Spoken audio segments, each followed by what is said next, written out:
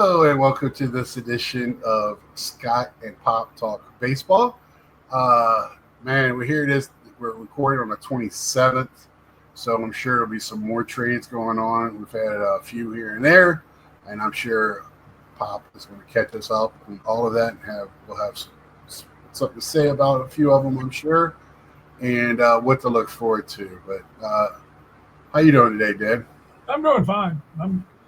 I'm doing great. We had 57 people in Children's Church, so we had a good morning.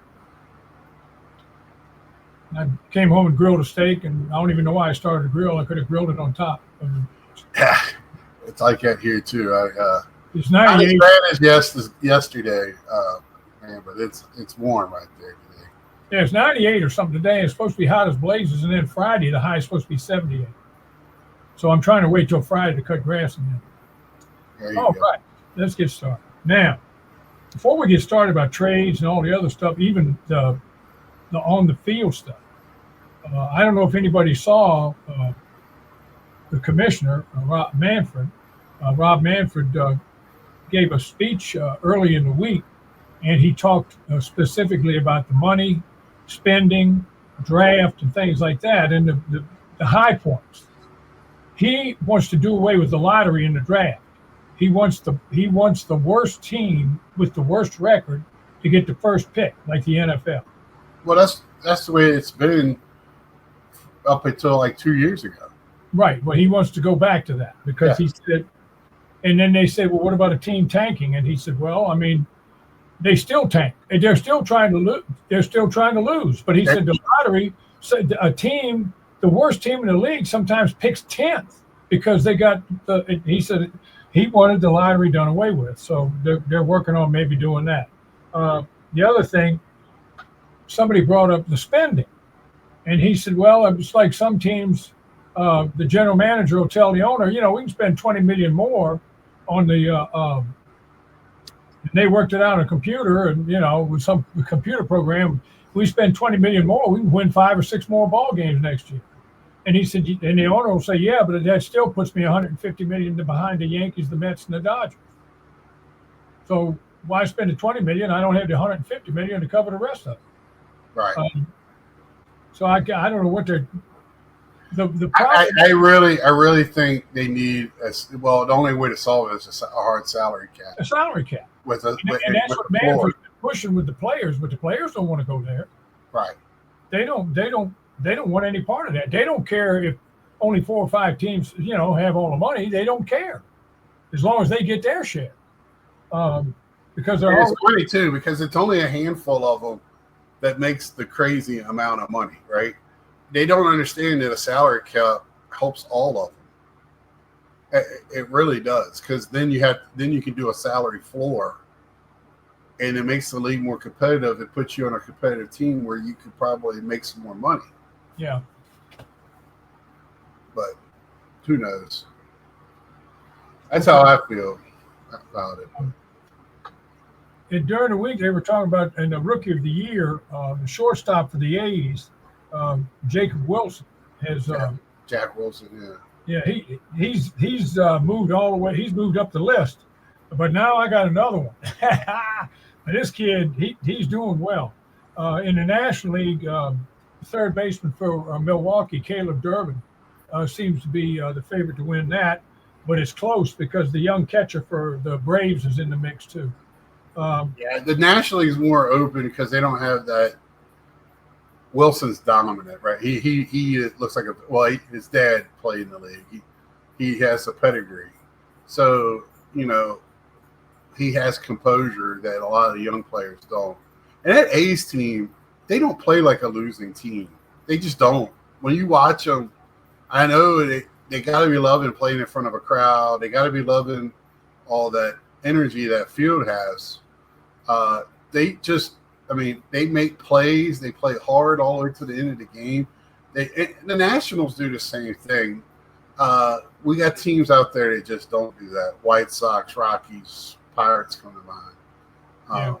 But Young, the center fielder for the Nationals last night, he's really a good ball player. I mean, he's actually starting to hit a little bit. he went to bunt and the ball hit his finger, and they don't know Oh, I they didn't don't know know if that. he broke it or not, but they had to take him out of the game. Well, I know somebody. You'll probably get to it, but let's go. And then they brought Call in, and Call got 3 hits, including a home run. Anyway, Well, I mean, Alex Call might be the better hitter. Young's a better outfielder. right. There were 3 games this week that were brought to the attention of everyone about balls and strikes calls at the plate that were missed, and it actually had an outcome on the game. So they got the information. I don't know how they got it, but you know that the umpires are graded after every game.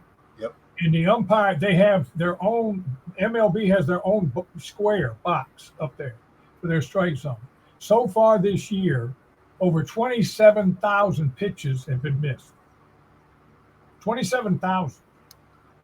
So now they're really pushing for you tap your hat. Well, you know, I was watching the Mets game last week when they lost in the middle of their losing mini streak there. And, you know, play calls just don't go your way. And there was a Soto check swing, or no, Lindor check swing. Wasn't even close. But you could see the umpire, the way he rung him up down at third base. He was so ecstatic to be part of the action. Yeah. The smile on his face and the way he just didn't say strike. Rung him up like it was the third out of the World Series. And I was just sitting here yelling at my screen going, oh, you're a big boy. You're really proud of yourself on that one.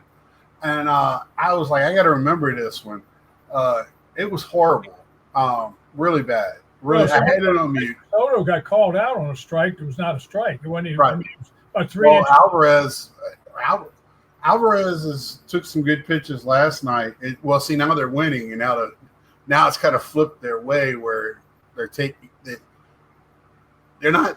umpires ain't missing the strikes, but the balls that were strikes are now balls. Yeah. That should be balls. And they beat Robbie Ray last night, which was huge against the Giants. And that was a battle, 2-1. And Peterson didn't have his best stuff.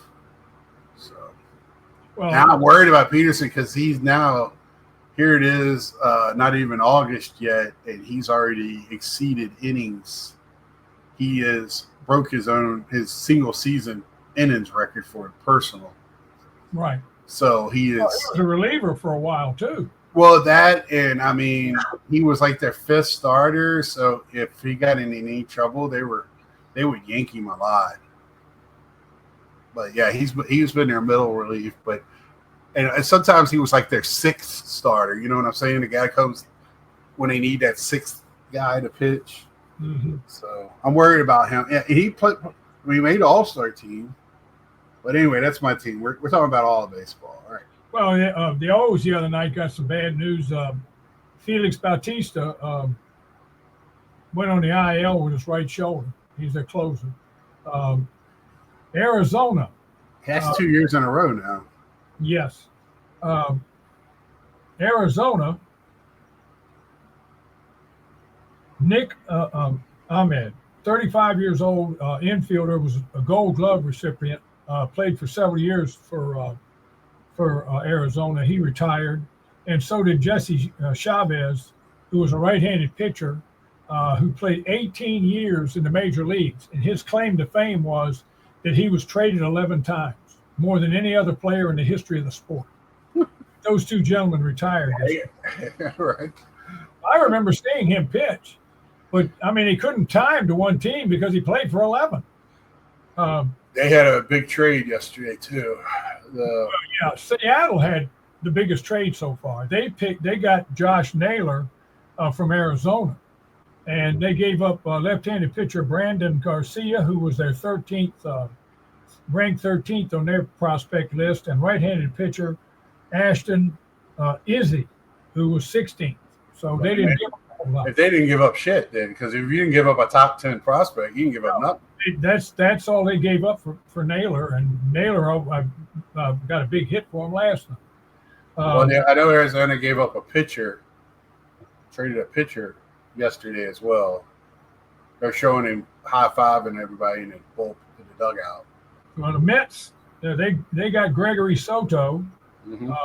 a reliever from the Orioles, and they gave up pitching prospects Wellington Arcina and Cameron Foster. And there again, Wellington Arcina, his claim to fame is he's only 20 years old, and the other boy is 26. So they're young, and so they might have a future there. But Gregory Soto was one of the better relievers in the Orioles. Yeah, I just have a feeling there's going to be some big trades in the next couple of days. Well, and then the Yankees finally got their third baseman. And I talked about this a few weeks ago. They got Ryan McMahon from Colorado, 30 years old.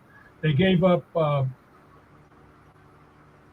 left-handed pitcher Griffin Herring and right-handed pitcher Josh Rose. Now, Herring was their number 8 prospect, and Rose was their number 21. So they gave up a little bit for Ryan McMahon, and McMahon made one heck of a play at third base last night already. So do you have an injury report for the New York Yankees to talk about?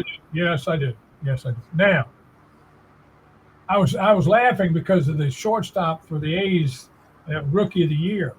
Well, Nick Kurtz, who's also a rookie, and he was drafted last year, number 4 overall. I don't know if he's going to have enough at bats. Right, but he was out of Wake Forest, and Friday night he hit 4 home runs, had 19 total bases versus the Astros. Yeah, he's the first rookie to do this, and only the second player in the history of the sport to do it. The first was Sean Green with the Los Angeles Dodgers in 2002 against Milwaukee in Milwaukee. So here's another stat. Like, he's batted his slugging is like 1.006 or something like that for the month of July, which is the high. There's only one other person that's ever done that. It's been done 5 times, once by him and 4 times by somebody else in the month of July, and it was Barry Bonds. So just to put him in the company of somebody was Bonds, and I don't know if you saw any of his home runs. They were oppos. He was not cheated, and he covers the plate as a big man. He come in high-fiving the guys that are on base, and he just towers over them. They call him Big Amish. Yeah.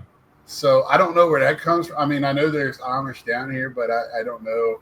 I don't know where he's from. I know he went to Wake, but I don't know if he's from Carolina or what. I don't know. Well, Judge, you were talking about Aaron Judge didn't play last night. He's out with a shoulder. He's on the. He's on the 10-day list with his elbow.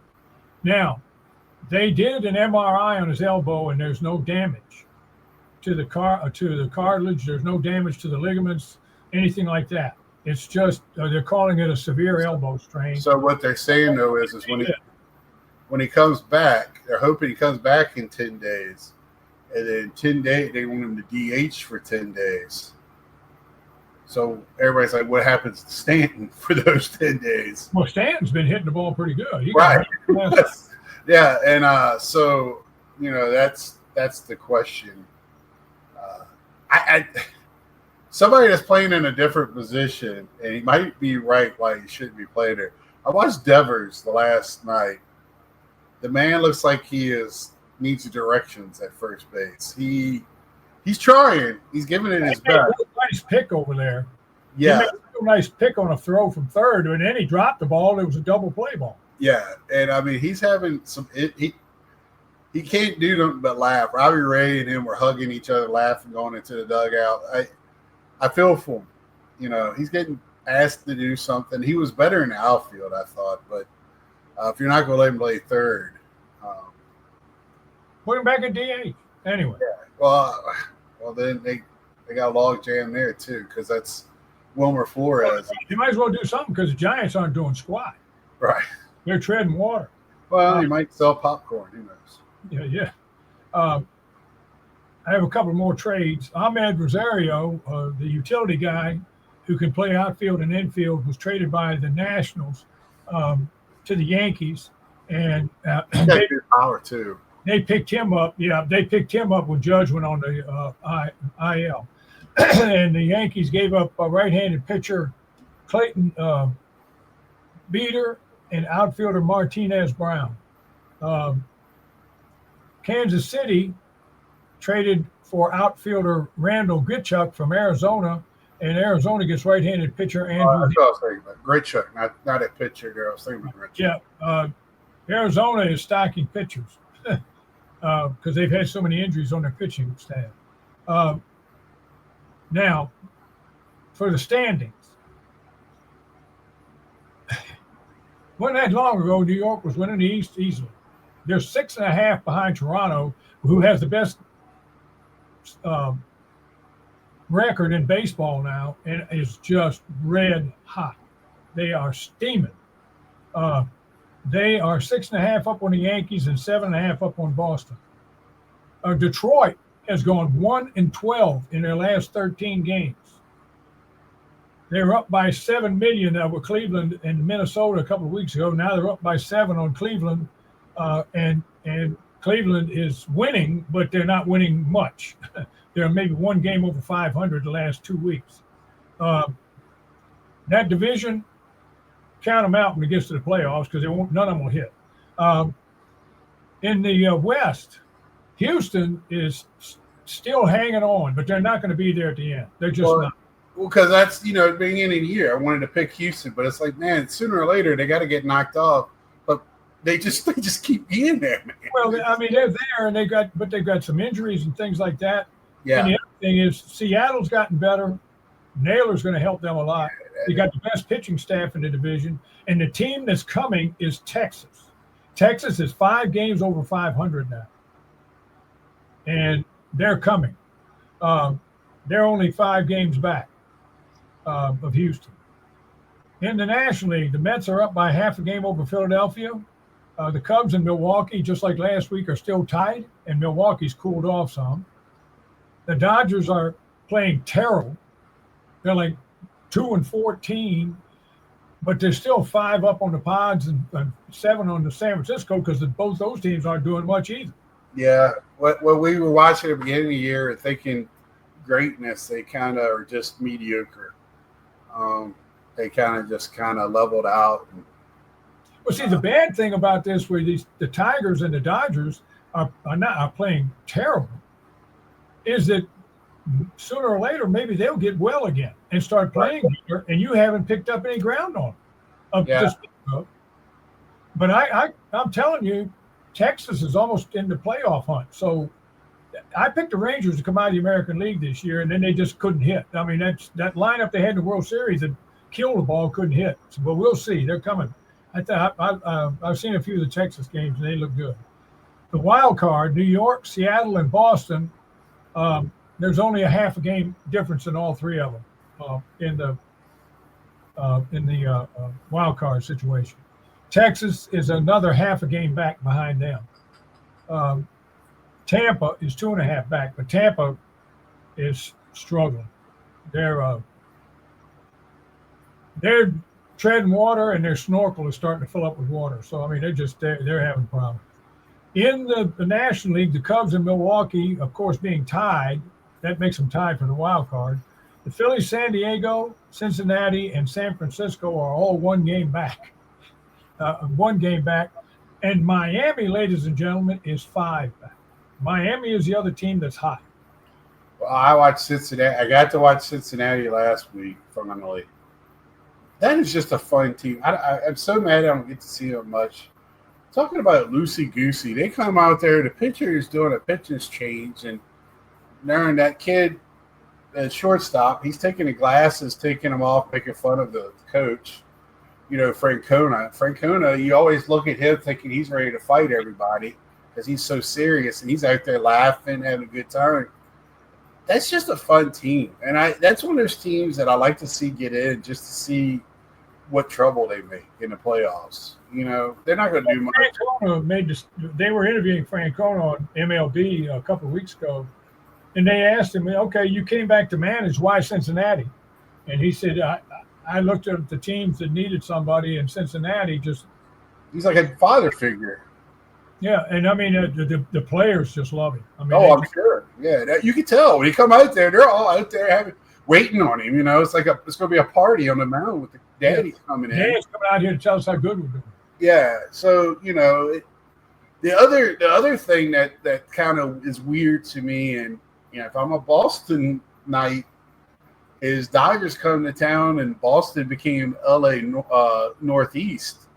I don't quite understand that, but it said there was many Dodger fans as it was Boston fans. Oh yeah, that was the Dodgers. at Fenway. I couldn't believe it. They're playing the rubber game today. Each team has won one, and they're playing today. Wow, I was like, really? You could get that a little bit of football because the one game a week, national, whatever. But baseball, it's such a localized team sport. I know I say that I'm a Mets fan in North Carolina, but I do love my Orioles too. I just can't watch them down here. Well, I mean, night before last, they hit 4 home runs and lost 6-5 to Colorado. Then last night they scored 18 runs and beat Colorado 18-0. Right. So I didn't watch a whole lot of that game. I didn't watch the national game. I watched the national game and I turned on MLB because when they don't have a game scheduled, they'll jump from game to game. They'll have 4 games on their screen and they'll jump from game to game, so I get to see the different teams doing. And I watched some of the Met game that way. Yeah, that was a good game last. For being 2-1, I thought it would be a faster game, but it wasn't. The Mets were making changes, but really, neither team, I don't think, made a pitching change till the 6th inning or after the 6th inning. So, and it was kind of dark and gloomy. People wearing sweatshirts and jackets there, and I was just like, I think the wind was blowing in a little bit. Well, that's San Francisco. Mark Twain said the coldest winter he ever spent was a summer in San Francisco. Right. Well, that's the hottest summer day I ever had was an October day in Orlando. So I thought I was going to die. The hottest summer, I think the hottest day I ever had was I was on a mission trip in South America, and we were right on the equator. It was kind of toasty. Right, I bet. It depends on what side of the equator it was, if it was summer or winter. Yeah. Summer side, believe me. But yeah, what else you got for us, Pop? Oh, that's all I had. The trade deadline is Thursday. So I know you've been reading up and watching, and me too. But we start getting the what ifs and possibilities back in the first day of the games. Do you? I have a feeling there's going to be a couple of blockbusters. One with my team, and one being. I really think I would not be surprised if one of those Midwestern teams out there in the Central do something. Maybe not as crazy or as big money, but to do something to really bolster, because they're all right there on it. Do you see anybody making a big change, or because it's so close in the races? Well, I would think. The Yankees got their third baseman. So they're set at third base now. I mean, the guy made the All-Star team last year. Yeah, I don't see the Yankees really needing to do much. Let's get another starting pitcher. He's not getting that much, but they need help. Everybody needs help pitching. I don't care who you are. Everybody needs help in the pitching department. So I wouldn't add. And the other thing, if Judge is out longer than the 10 days, they may consider doing something else. Well, that's the Yankees have left the train. They've traded, and I look for. But that's why I'm looking. I'm looking I don't know what Baltimore is waiting on. This is a time to really be looking for a future. You got some teams that you wonder what they're doing. Well, you wonder who's going to sell and who's going to buy. Right. I mean, the Orioles already have sold a couple of guys. So I mean, they're minor, but anyway, I think the Orioles are going to kind of stand pat a little bit because they know they've got a good nucleus for next year, but they got to get some more pitching. Yeah. Now, there's talk of trading the center fielder to maybe Houston or somebody like that, but I mean, that remains to be seen. Well, we haven't seen Severino from the A's moved yet. We haven't seen Luis Robert yet moved from the White Sox. Now the White Sox are playing so well, they're talking about not moving anybody. Well, I don't think they're going to re-sign him. There's just if they're not going to re-sign him, you got to trade him for somebody. Right. I think he's more of a trade. The Mets are going to definitely try to get another starter and maybe a reliever. Well, Luis Robert keeps coming up in that, but I think they want a pitcher as well. And then they need because they're really hurting the center fielder. Tyrone Taylor, my God, that dude saves a lot of runs in center field. My man can play center field. Probably, I'm trying to think, National League, will he have a chance at a Gold Glove? I don't know. I'm trying to think who else is in center field in the National League. But right off the top of my head, that's a strong position. But anyway, he's just not hitting. They try different. McNeil just can't cover the kid Young in Washington. He is an outstanding center fielder. And I'm sure if he comes back from that injury with his finger, he'll be in the running for a Gold Glove because that kid can play some center field. They showed highlights of some of his catches. And the kid from Oakland better win the Gold Glove. He's a highlight reel just walking. Well, Dave, that's all we got this week. We'll find out a lot more on. Next week, hang tight because we should do a recording on Monday and get it out. Might be later on Monday, like we did last week. Well, you're not leaving Chicago until Sunday, so I doubt very seriously to do it from. I don't think we're going to do a show Monday. You won't be home yet. You probably won't get home till Tuesday. No, I'll be home Monday. Just don't know what time during the day. Okay. It's 11 hours, but I'm going to try to do half of it on Tuesday. Try to at least get 5 done. But anyway, that's us. Now we're not talking baseball. Yeah, I'll be out of town next week, and so we'll do it Monday evening, probably. Monday evening. I really want to do it because we need to catch up on the trades. So we'll get something out there because I really want to talk through the rest of the season. Because now it's serious. Trade deadline's over with. All-Star game's over with. August is here. We got August and September, 8 weeks of baseball basically left, and that I'm means interested to see what the Giants do. That means if you're more than 8 games behind in a wild card, good luck. Good luck. Yeah, that's the way I look at it. I think you have too many teams to pass. Right. So, and every week that number gets one shorter. So I always think one pick, you can pick up one game a week once you get to this part of the season. Some teams do flop, and some teams put on the afterburners. So we'll see. And the way the schedule's set up, it's a lot of interdivisional play at the end of the season. Yeah. So it's my Yogiism for this week. After he retired from baseball, one of his jobs that he was hired to do, oddly enough, was be a movie critic. And he went to see Fatal Attraction, and somebody asked him, "Did the movie frighten him?" And he said, "Only the scary parts." All right, Dad. So we're going to leave you with that one. Everyone have a great week. Watch the games. Getting exciting. Hopefully it'll cool down so these players are – I think the heat might have something to do with somebody that's played this year. He's making the ball fly out of the ballpark, I'll tell you that. We'll do that. And so until next time, like, share, tell a friend. Thank you for the people who contact us. And thanks for all the ones that watch or just, please, future watchers.